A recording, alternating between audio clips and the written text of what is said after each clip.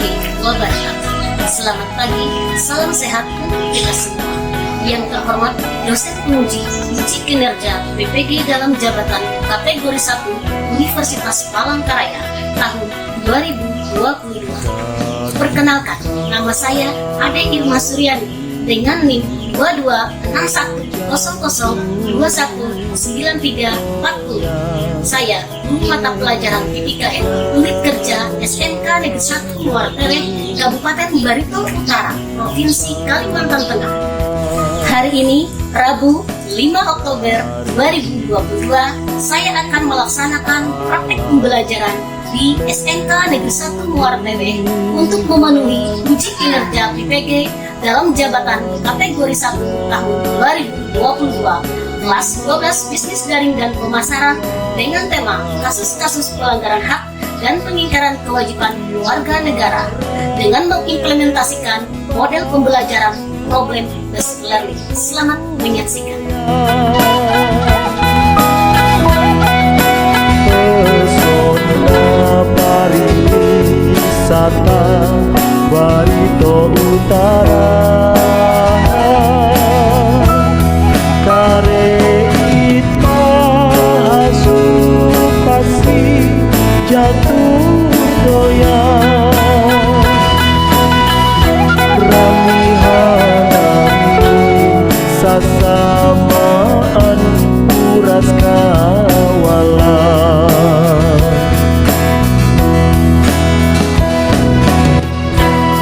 Selamat pagi anak-anak. Pagi. Assalamualaikum warahmatullahi wabarakatuh. Apa kabar kalian hari ini? Baik. Alhamdulillah baik ya. Ya seperti biasa anak-anakku, sebelum kita memulai pembelajaran kita hari ini, ya Ibu persilahkan kalian mengecek kebersihan tempat duduknya, kesiapan belajarnya. Ya silakan.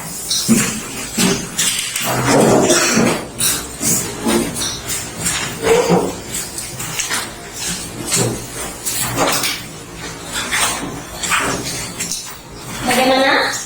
Sudah siap anak-anakku? Sudah, Bu. Ya, bagus ya. Baik, Ibu akan melakukan presensi dulu ya. Hari ini siapa yang tidak hadir? Hadir semua, Bu. Hadir semua ya. Bagus ya. Alhamdulillah anak Ibu hari ini pada pertemuan hari ini ya bisa berkumpul semua, hadir semua untuk mengikuti pembelajaran PPKN kita. Ya, baik anak-anakku, seperti biasa sebelum kita memulai pembelajaran kita hari ini, ya, Ibu minta untuk salah satu siswa memimpin doa dulu ya. Ibu persilakan. Sebelum kita memulai pelajaran hari ini, marilah kita berdoa kepada hidup dan hidup masing-masing. Berdoa dulu.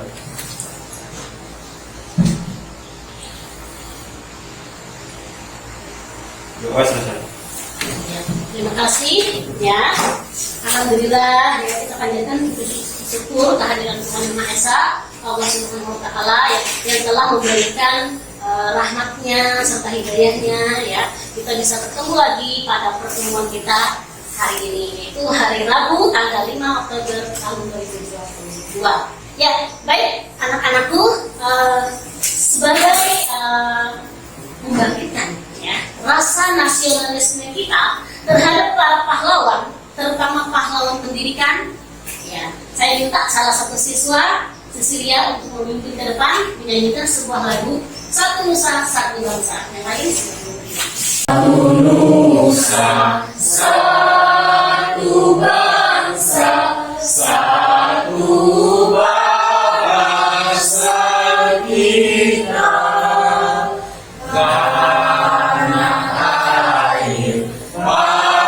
Pasti jaya untuk selama-lamanya. Indonesia pusaka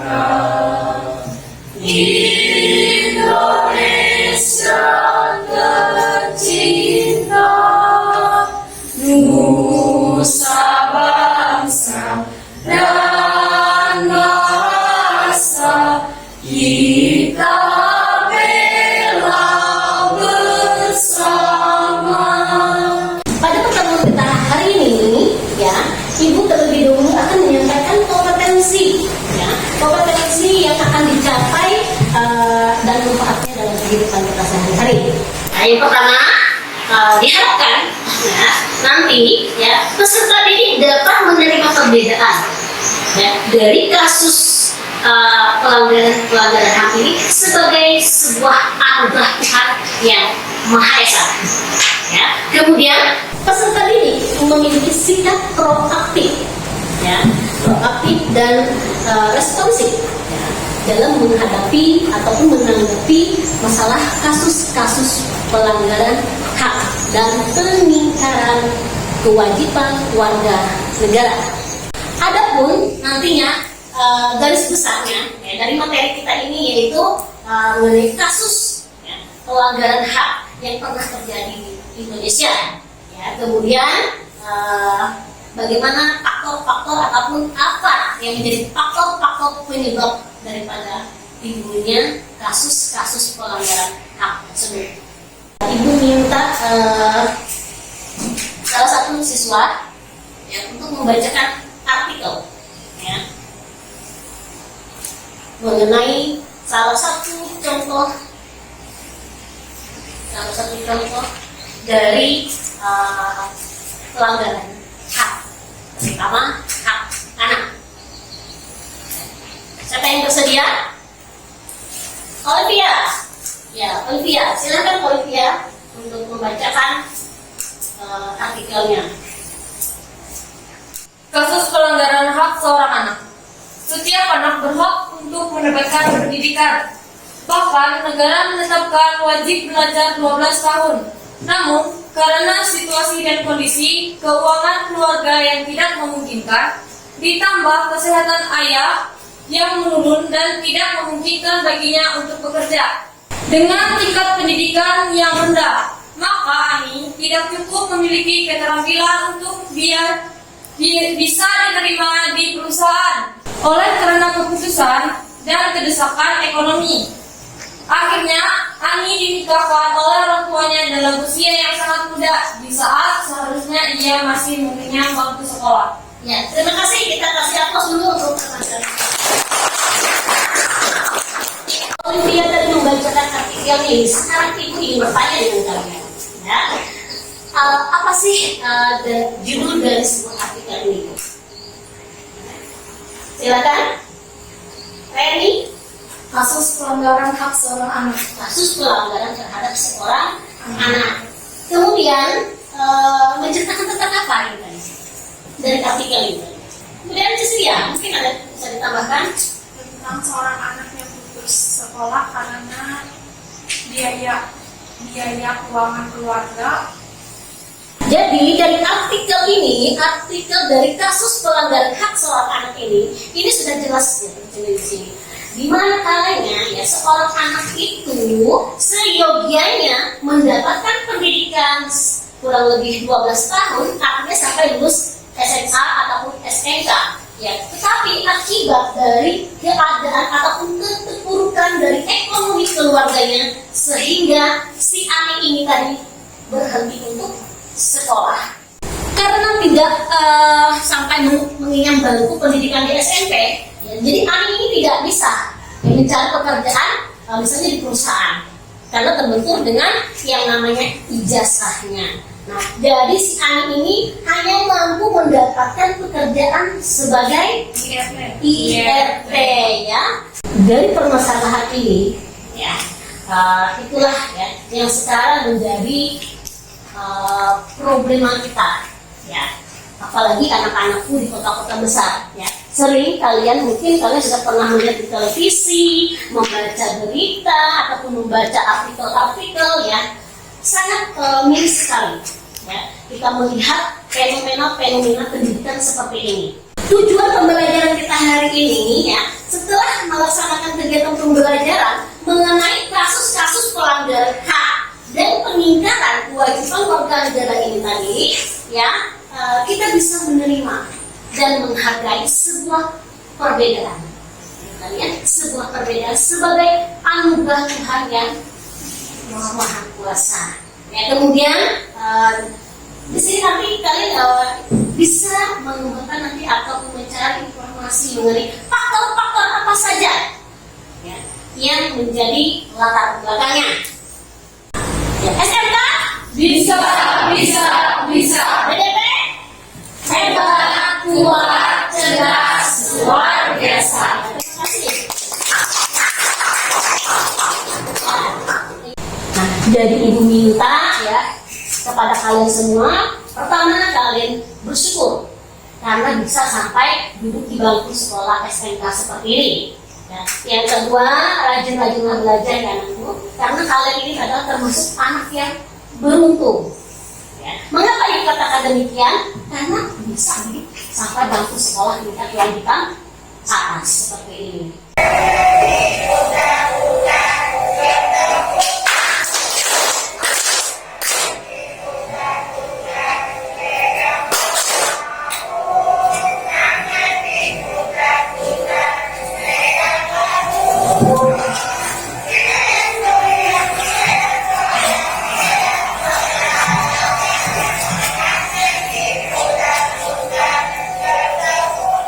Kalian perhatikan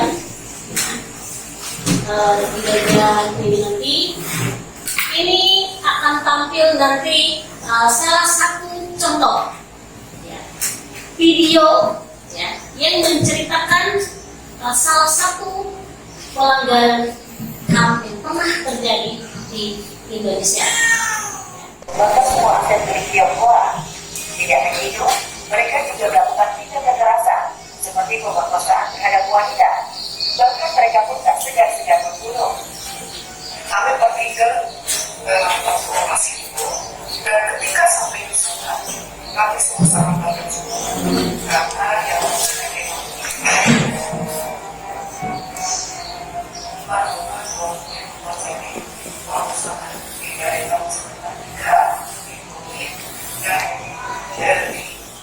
Nah, sekarang ibu bertanya, dari tayangan video itu tadi, ya, coba salah satu dari kalian, yang siapa yang bisa menganalisis salah satu faktor penyebabnya?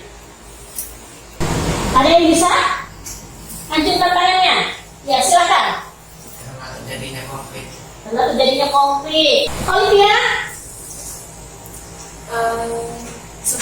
Terjadinya kesalahpahaman seperti yang ditayangkan ibu tadi di salah satu video. Ya. Kemudian kerusuhan karena agama.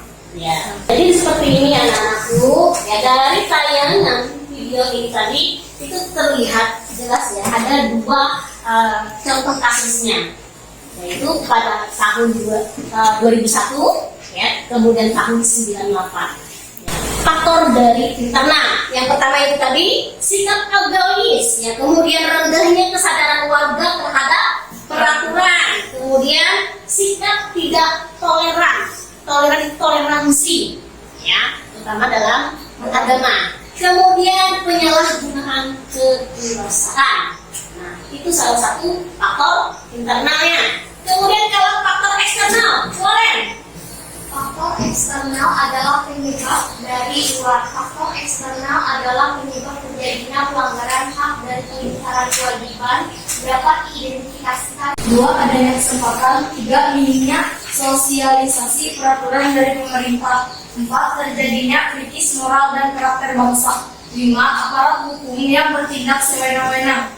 Kalau menurut faktor dari faktor eksternalnya itu terdapat 7 item ya di situ ya, yang bisa menyebabkan pelanggaran terhadap kasus-kasus HAM ini tadi ya. Hari ini ada pertemuan hari ini seperti biasa. Ya, seperti biasa kita buat 3 kelompok.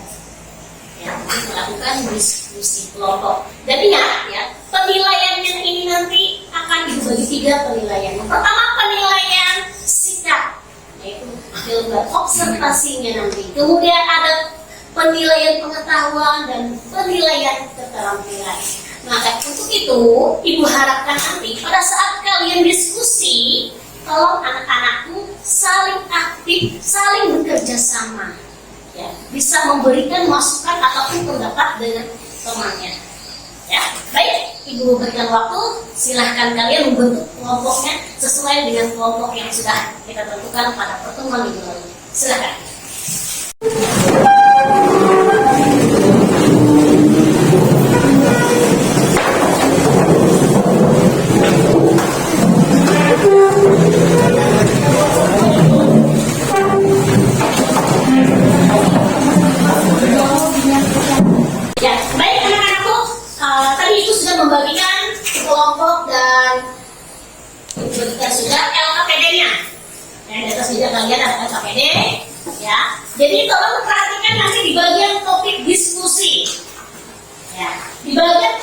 diskusi itu ada 3 item di situ nantinya.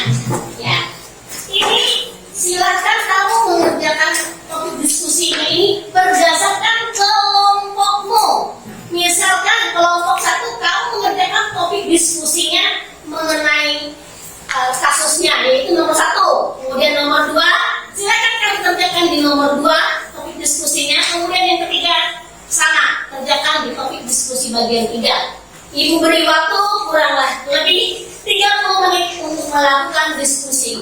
Kelompok 2 tolong kerjakan koalisi ini.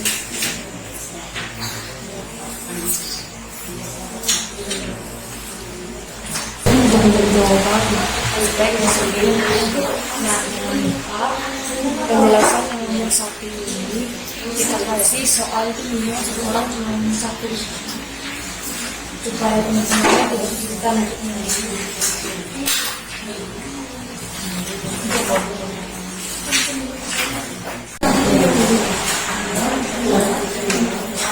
Maka dan menjadi seorang tanpa landasan hukum. Yang kedua, 3. Merugikan orang lain secara ekonomi, melakukan hal yang dapat mengancamkan, mencemarakan nama baik seseorang. Silahkan kalian cari jawabannya ya, di referensi berhubungan dengan materi kita.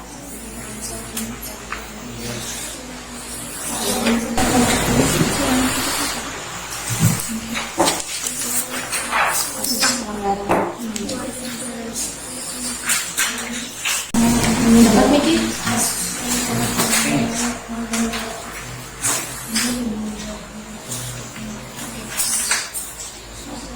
Oke, nanti diajukan ke kelompok 1 dan 2.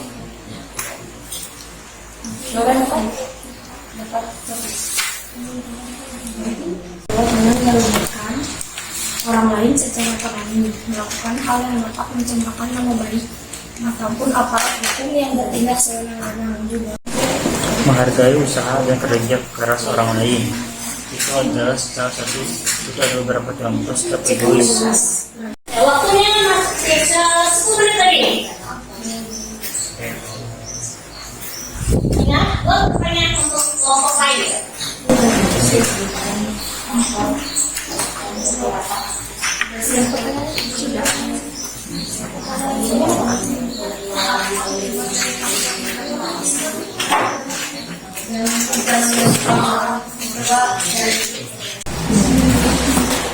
Faktor penyebab pelanggaran hak dan peningkatan kewajiban pelanggaran hak dan peningkatan kewajiban dapat dipengaruhi oleh faktor internal dan faktor eksternal. Kasus pelanggaran warga negara, kemudian hubungan antar warga bahwa timbul komplikasi dan yang timbul dalam masyarakat biasa disebabkan oleh ada penindakan tidak merata termasuk beberapa kasus pelanggaran hak warga. Lalu yang lain ada syarat? Masuk. Cici ada syarat? Pasal-pasalnya wajib dimasukkan enggak? Oh boleh. Nanti kita terjemahkan di dalam diskusi kita. Lebih baik kita membuat pertanyaan untuk kelompok lain. Oke, itu nanti kita sediakan lagi untuk kelompok lain. Apakah contoh ini bisa kita masukkan ke dalam video yang harus ditulis? Sikap egois misalnya, kalau ada sesuatu ingin dilakukan sendiri atau ingin menang sendiri, tidak ingin mendengarkan omongan orang lain atau pendapat orang lain. Kelompok 3 sudah selesai? Bagus. Ya. Kelompok 1 sudah selesai? Sudah. Ya, tinggal kelompok 2 lagi. Sudah selesai kelompok 2? Ada merasa kesulitan?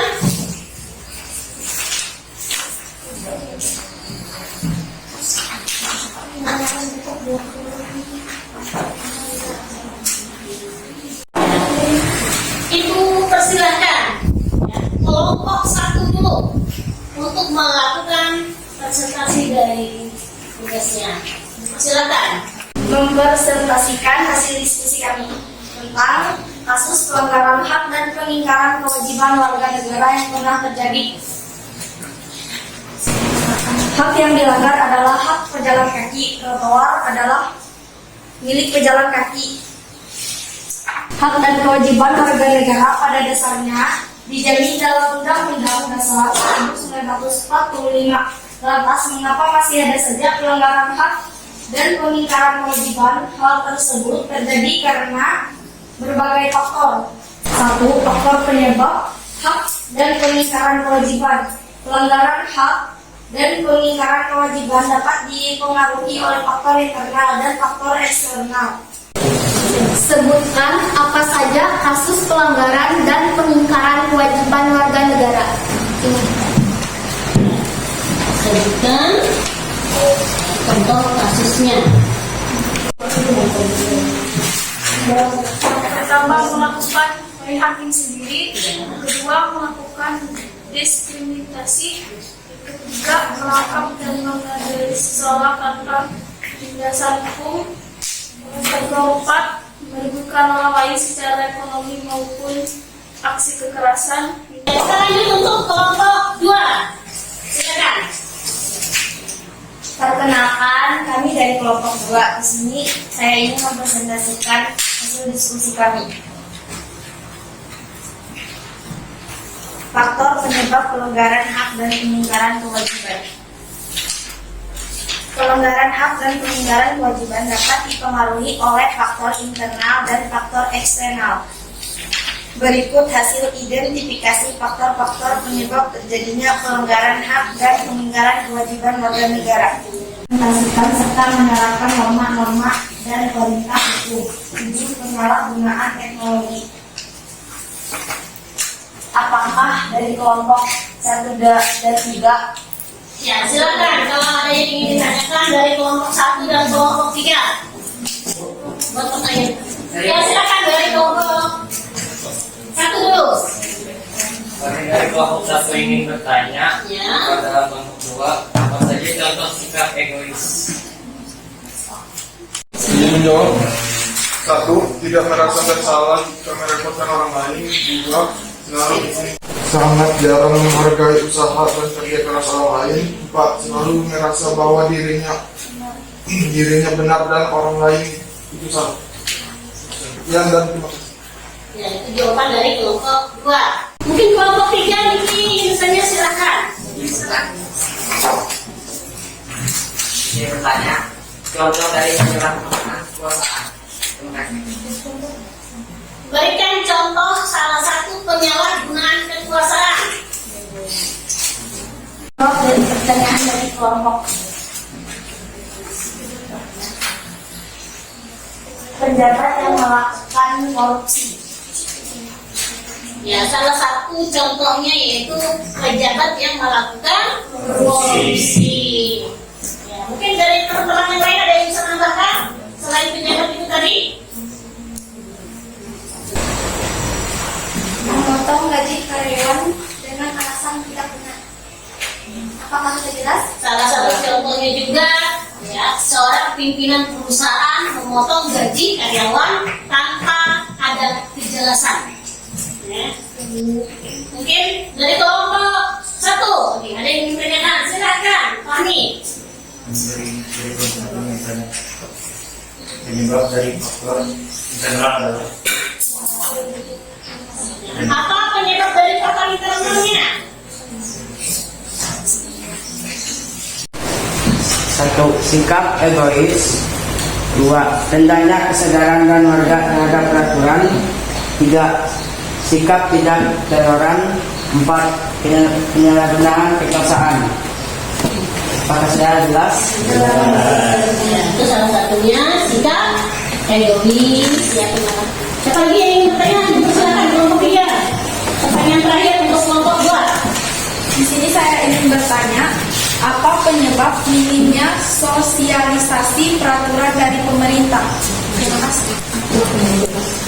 Baik, kami dari kelompok 2 dan juga pertanyaan dari kelompok 3 adalah pendidikan Kemdikbud nomor 71 tahun 2018.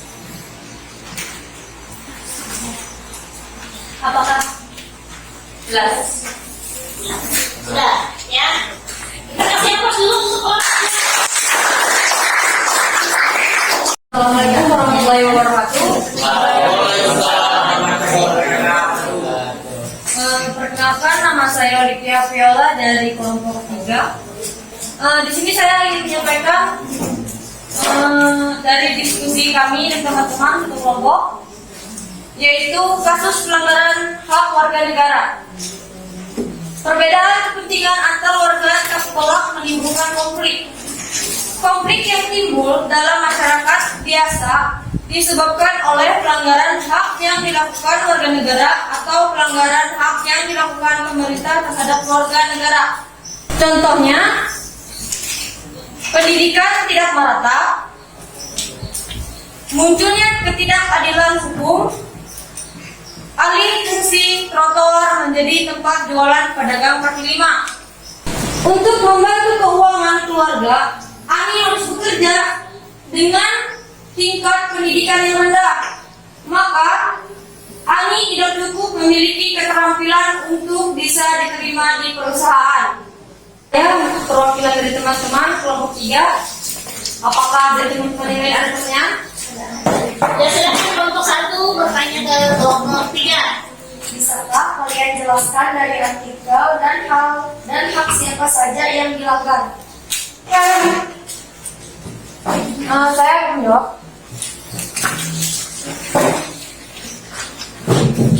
Tentang kejelasan dalam artikel yang saya bacakan. Jelas di sini, dalam artikel ini menjelaskan bahwa seorang anak yang seharusnya kewajibannya belajar selama 12 tahun harus putus di bangku SMP karena kondisi ekonomi dan kondisi orang tua yang tidak memungkinkan untuk bekerja lebih keras lagi. Pertanyaan dari kelompok 2. Ciri-cirinya sebagai berikut. 1. Dinyatakan sebagai seorang yang disebut sebagai pemilik ayu subjek dari hak tersebut. 2. Tertuju kepada orang lain, yaitu yang menjadi pemegang kewajiban. 1. Pendidikan tidak merata. 2. Munculnya ketidakadilan oknum. 3. Alih fungsi trotoar menjadi tempat jualan pedagang kaki lima. Contoh hak warga negara sebagai berikut: pekerjaan dan kehidupan yang layak, berserikat dan berkumpul mengeluarkan pikiran dengan tulisan, membentuk keluarga dan melanjutkan keturunan melalui perkawinan yang sah. Beberapa contoh kasus pelanggaran kewajiban adalah: 1. Melanggar aturan berlalu lintas. 2. Menghindari tugas menjaga keamanan lingkungan. 3. Unjuk rasa berakhir ricuh. Baik anak-anakku, kalian sudah baik kelompok 1, kelompok 2, dan kelompok 3 sudah melakukan presentasi bahkan tanya jawabnya dengan kelompok yang lain. Ya, Ibu sangat apresiasi sekali dengan kalian sangat hebat, pintar sekali. Ya, bisa mengkolaborasikan kerja kelompok kalian ini. Ya, dengan berbagai pertanyaan dari kelompok teman-teman lain. Ya, baik anak-anakku, untuk materi kita hari ini, apa kalian sudah mengerti? Baik, Ibu akan mempertegas lagi mengenai materi kita hari ini. Ya. Nah, seperti yang kita ketahui, ya, bahwa di mana ada bunga di situ ada seluruh. Artinya, di mana ada hak di situ ada kewajiban. Ya, salah satunya terdapat dalam pasal 31 ayat 1. Apa isinya? Ada yang tahu? Yaitu setiap warga negara berhak mendapatkan sebuah pendidikan. Ya, di grup kelasnya sudah dibagikan link untuk menjawab kuisnya. Ya, Ibu kasih waktu 5 menit untuk 10 soal. Silakan.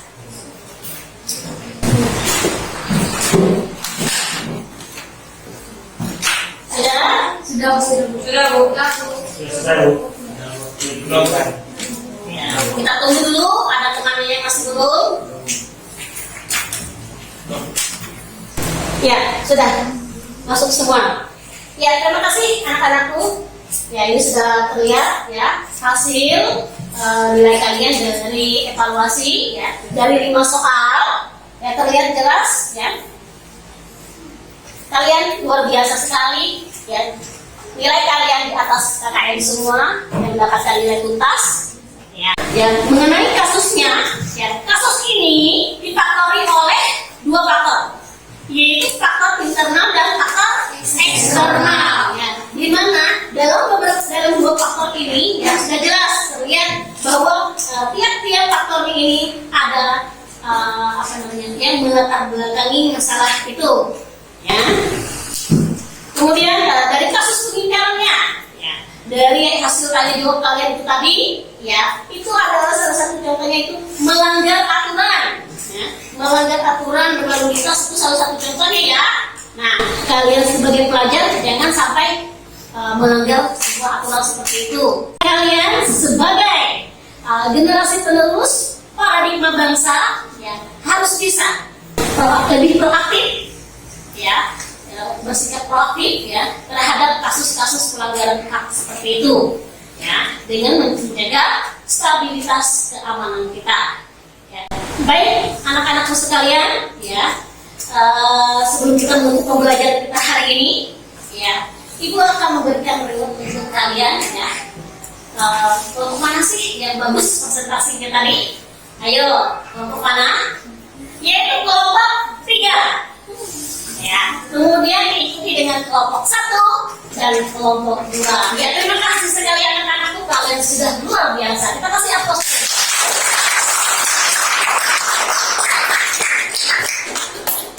Untuk pertemuan minggu depan, kita akan membahas mengenai penanganannya ataupun solusi dari kasus-kasus pelanggaran hak dan pengingkaran kewajiban warga negara, yang akan kita bahas pada pertemuan minggu depan. Baik anak-anakku, tiada kata seindah doa. Pendidikan sangat luar biasa. Pendidikan merupakan jembatan untuk menuju sebuah keberhasilan. Jadi jangan lupa rajin-rajinlah belajar, tekunlah belajar, jangan pantang menyerah. Harus lebih optimis untuk melanjutkan sebuah pendidikan. Karena itu sangat-sangat penting untuk kalian. Sebelum kita mengakhiri pembelajaran kita hari ini, Ibu minta kepada Rahmat untuk memimpin doa. Sebelum kita mengakhiri pembelajaran hari ini, marilah kita berdoa bersama-sama menurut agama dan keyakinan kita masing-masing. Berdoa dimulai.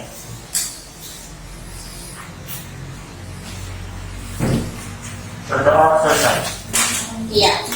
Terima kasih bersama anak kalian hari ini. Kita bertemu lagi pada pertemuan minggu depan. Jangan lupa jaga kesehatan kalian. Ibu akhiri, selamat pagi dan assalamualaikum warahmatullahi wabarakatuh.